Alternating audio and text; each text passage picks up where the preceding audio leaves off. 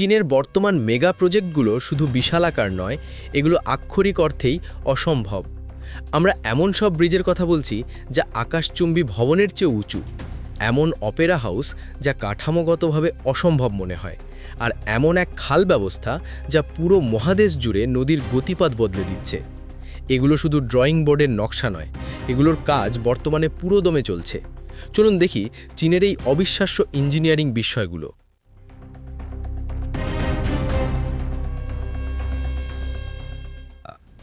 Shenzhen science and technology museum. বিশ্ববিখ্যাত স্থপতি জাহা হাদিদ এটি ডিজাইন করেছেন। 9 লক্ষ বর্গফুটের এই ভবনে কোনো সোজা লাইন নেই, পুরো ভবনটি বাঁকানো। প্রথাগত ইঞ্জিনিয়ারিং এখানে অকেজো, তাই প্রতিটি স্টিল কানেকশন কাস্টমভাবে তৈরি করতে হয়েছে। এটি দেখতে অনেকটা অন্য গ্রহ থেকে আসা কোনো মহাকাশ যানের মতো। Shanghai grand Opera house. এখানে 6000 দর্শক একসাথে নিখুঁত শব্দ শুনতে পাবেন। চ্যালেঞ্জ ছিল এর ঢেউ খেলানো আকৃতি।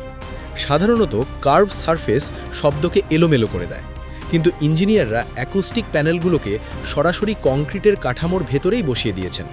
ভবনটি নির্মাণ করা হচ্ছে একটি বাদ্যযন্ত্র টিউন করার মতো সূক্ষ্মতা দিয়ে। Shenzhen Hong Kong international centre. Typhoon প্রবণ এলাকায় 1300 ফুটেরও বেশি উঁচু টুইন টাওয়ার। বাতাসের প্রচণ্ড ঝাপটায় এই উচ্চতায় ভবন বিপজ্জনকভাবে দুলতে পারে। এটি ঠেকাতে এখানে বসানো হয়েছে টিউনড মাস ড্যাম্পার এবং এরোডাইনামিক ফ্যাসাড। এর ফলে শক্তিশালী টাইফুনেও ভবনটি ভেঙে পড়বে না।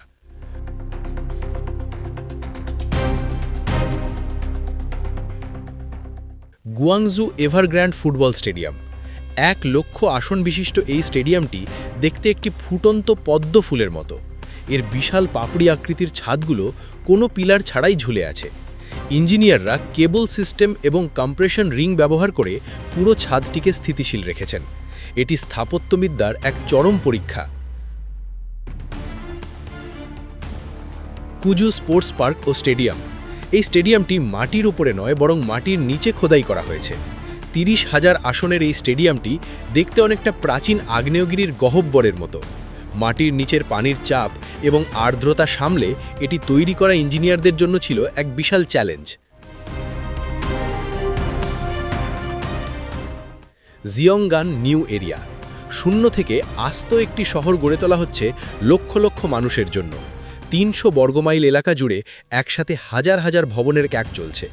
এটি কোনো শহরের সাধারণ বিস্তার নয়, বরং একটি মারণিক অভিযানের মতো নিখুঁত পরিকল্পনায় তৈরি এক আধুনিক নগরী।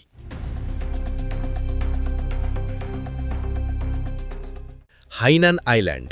পুরো একটি দ্বীপকে 13,000 বর্গমাইল সিঙ্গাপুরের মতো মুক্ত বাণিজ্য অঞ্চলে রূপান্তরিত করা হচ্ছে। টাইফুন এবং সামুদ্রিক ঢেউয়ের আঘাত সইতে পারে এমন বন্দর ও বিমানবন্দর এখানে তৈরি করা হচ্ছে, যা বিশ্ব বাণিজ্যের মোড় ঘুরিয়ে দেবে।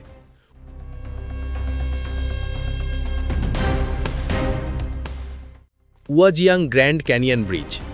এম্পায়ার স্টেট বিল্ডিংয়ের চেয়েও গভীর 1800 ফুট এক গিরিখাতের উপর এই ব্রিজটি তৈরি করা হচ্ছে।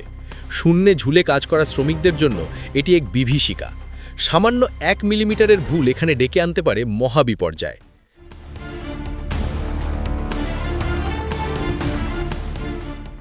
Yarlung Tsangpo Medog power project. হিমালয়ের ভিতরে খোদাই করে তৈরি হচ্ছে বিশ্বের বৃহত্তম জলবিদ্যুৎ কেন্দ্র। এটি 3 গর্জেস ড্যামের চেয়েও 3 গুণ বেশি বিদ্যুৎ উৎপাদন করবে।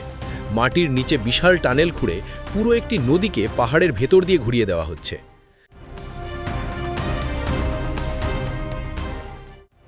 South two north water transfer.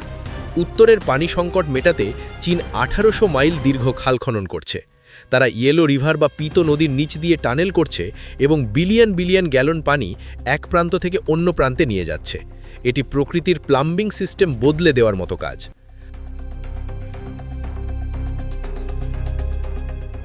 Hainan science and technology museum. এখানে পিলারহীন বিশাল প্রদর্শনী এলাকা এবং নিখুঁত জ্যামিতির একটি প্ল্যানেটোরিয়াম ডোম তৈরি করা হয়েছে। ক্রান্তীয় অঞ্চলের তীব্র গরমের মধ্যেও ভেতরে সব যন্ত্রপাতি এবং দর্শকদের আরামদায়ক পরিবেশ দিতে ব্যবহার করা হয়েছে অত্যাধুনিক কুলিং সিস্টেম।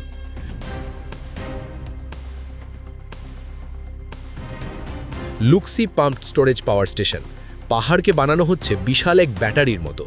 অতিরিক্ত বিদ্যুৎ ব্যবহার করে পানি পাহাড়ের উপরে তোলা হয় এবং যখন বিদ্যুতের প্রয়োজন হয় তখন সেই পানি নিচে নামিয়ে টারবাইন ঘুরিয়ে বিদ্যুৎ উৎপাদন করা হয়।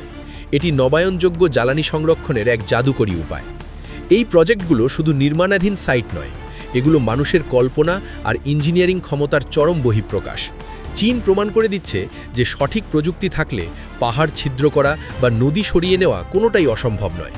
এই মেগা প্রজেক্টগুলোর মধ্যে কোনটি আপনার কাছে সবচেয়ে বেশি রোমাঞ্চকর মনে হয়েছে কমেন্টে জানাতে ভুলবেন না।